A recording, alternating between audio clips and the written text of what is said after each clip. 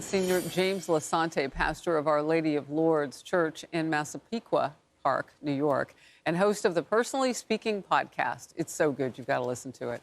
Monsignor, great to have you on the program. And, you know, I love to have these conversations because while we are sad and we grieve, Cardinal Dolan reminded us that there's a lightness on this day after Easter to have a message from the Pope just like that.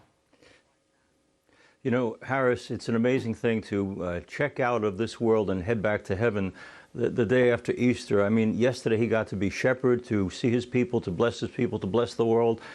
He worked until the last day of his life. He did what he loved doing, which was interchange with people, loving people, blessing people. And then he went home to God. And especially like on the day after Easter, we celebrate Christ risen, and now he's one with our resurrected Christ. So I'd like to keep him here because we love the man, but at the same time, awfully glad that he's one with the God he serves so beautifully. I want to share some numbers with you and our audience. 2.38 billion Christians in the world. We remain the largest religion globally.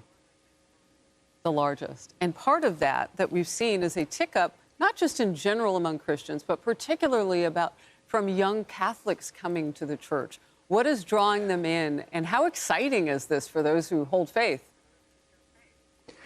I think part of it is, you know, the conflict you were talking about earlier today was about the teaching and conservatism versus liberal. But I think what Francis represented and what invites, especially young people, to come to the church is he said, you know, we have our teachings and we have our truths and we have to believe in them and propagate them. But we must always teach our teachings with the compassion and empathy, the face of Jesus Christ. That's what I think he did. The rules didn't change, the doctrine didn't change under Francis, but the way in which the message was delivered did.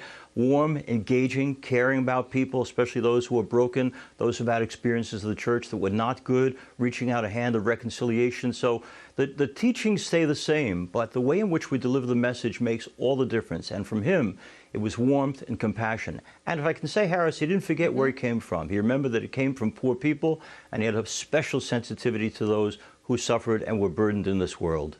Yeah, he was born in Buenos Aires, and his parents were immigrants from Italy, and so he could sort of understand that issue. So maybe even deeper or better than other popes have in the past. And maybe that's too much to say on this day, but that's a lot. I'll let you have the last word.